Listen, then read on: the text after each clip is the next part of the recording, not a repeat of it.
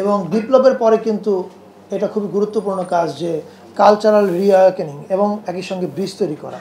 আপনারা সবাই জানেন যে আমাদের দেশটা কিন্তু দুই ভাগ হয়ে গেছিলো এবং এটা করানো হয়েছিল।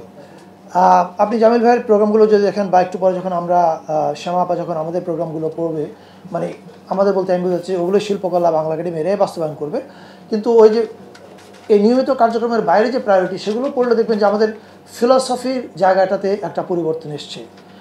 আমাদের ফিলসফির জায়গার যে পরিবর্তন এসছে সেটা আমি আরেকবার একটু পরিষ্কার করে বলতে চাই যে আমাদের সরকারের প্রথম কথা হচ্ছে যে এই বাংলাদেশটা আসলে সবার, এখানে ধর্মের ভিত্তিতে কাউকে আলাদা করা যাবে না। যেমন আমি একটা উদাহরণ দিয়ে বলতে পারি, তাহলে বুঝতে আপনাদের সুবিধা হবে। আপনারা কি কখনো দেখেছেন সেহেরি নিয়ে সংস্কৃতি মন্ত্রণালয় বা এদের কোনো প্রোগ্রাম দেখেননি? বা ধরেন বৌদ্ধ পূর্ণিমা নিয়ে আমি দেখি না, আমার মনে পড়ে না। এবং এটা যে আমরা দেখি নাই এর একটা কারণ আছে। এর কারণ হচ্ছে আমরা এতকাল সংস্কৃতিটাকে একটা ন্যারো জায়গা থেকে দেখেছি। আমরা দেখছি গান বাজনা নাচ সিনেমা, দ্যাটস অল সংস্কৃতি, এবং যাহা কিছু ইসলামী তাহা কিছুকে আমরা আর আমাদের সংস্কৃতির অংশ বানাতে কুণ্ঠাবোধ করেছি। কিছু মানুষ এগুলো পরিবর্তন করার চেষ্টা করেছিল, তাদের মধ্যে আমরা আমাদের মতো করে ছোটো ছোটো কাজ করেছি। আমি আমার টেলিভিশন ছবির মাধ্যমে করেছি। জামিল ভাই, আপনার যদি অনেকের মনে থাকবে 92 সালে বা 92 সালে বোধহয় বিষাদ সিন্ধুর মতো কাজ করেছিলেন। ওই সময় মঞ্চে ইসলামী মিথ আনার কারণে জামিল ভাইকে জামাত শিবির বলা হয়েছিল। আবার জামাত শিবিরের অনেকেও, আমি জানি না ওনার এটা দেখেছি কিনা, কিন্তু ওনাকে এই ট্যাগটা দেওয়া হয়েছিল। এখন আমি এই গল্পটা বললাম এটা বোঝানোর জন্য যে আমাদের সরকার এবং আমাদের যতগুলো দপ্তর আছে আমরা প্রত্যেকেই একটা বিষয় পরিষ্কার যে আমাদের সাংস্কৃতিক পলিসির মূলে থাকবে যে বহুজন, বহু ধর্ম, বহু ভাষা, সবার সংস্কৃতি এবং সবার সংস্কৃতিকে আমরা বিকাশ ঘটানোর জন্য কাজ করতে চাই। আমরা ওন করি সব কিছু। সো এখন আমরা আমাদের শ্যামা আপাকে বলবো অন দ্যাট নোট আমরা একটু আরেকটু যুক্ত করি যে আমরা 7টা প্রায়োরিটি প্রজেক্ট যেটা বলছি, এটা হচ্ছে আমাদের যে নিয়মিত কার্যক্রম তার বাইরে সরকারের কিছু প্রায়োরিটি সেট করা আছে কিছু কর্মসূচির কারণে।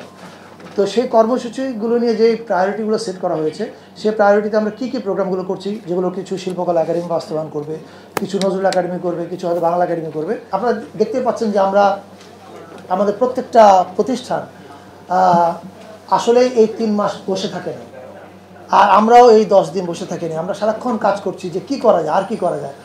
এবং অফকোর্স আমরা কেউই আশা করি না, যেমন জামিল ভাই যে প্রসঙ্গে বললেন যে দেশটা একদিনে ঠিক হয়ে যাবে। যে দেশ 16 বছরে ফোকলা বানিয়ে দেওয়া হচ্ছে এটা একদিনে ঠিক হয় না। আমি হাসিনা পালিয়ে যাওয়ার 2 দিন পরে বোধহয় বা 3 দিন পরে ফেসবুকে লিখেছিলাম, খুব সমালোচনা হচ্ছিল কেউ মানে যারা আওয়ামের পক্ষের লোক। আপনি দেখেন, এটা ভাবেন, হাসিনা পালিয়ে যাওয়ার পরে দেশে পুলিশ ছিল না কতদিন, কিন্তু সেই তুলনায় কি আপনি ক্রাইম দেখেছেন? এটা যদি এমনকি অনেক উন্নত রাষ্ট্র পুলিশ না থাকলে আপনি গিয়ে দেখেন আমেরিকা কি ঘটবে ঘটনাটা। 50 বছরের ওয়ারেন্টি আর বাহারি ডিজাইনের মুস্তাফা ইউপিভিসি ডোর, কাটিয়ে দিন নিশ্চিন্তে 50 বছর। Mustafa uPVC door, excellence with durability. So easy right. ফলে আমি মনে করি বাংলাদেশের মানুষ প্রত্যেকেই তখন দায়িত্বটা নিয়েছিল, দেশটাকে তাদের নিজের মনে করেছিল। আর এটা সত্য কথা, জামিল ভাই যে উদাহরণ দিল আমি ওই কথাটাই বলেছিলাম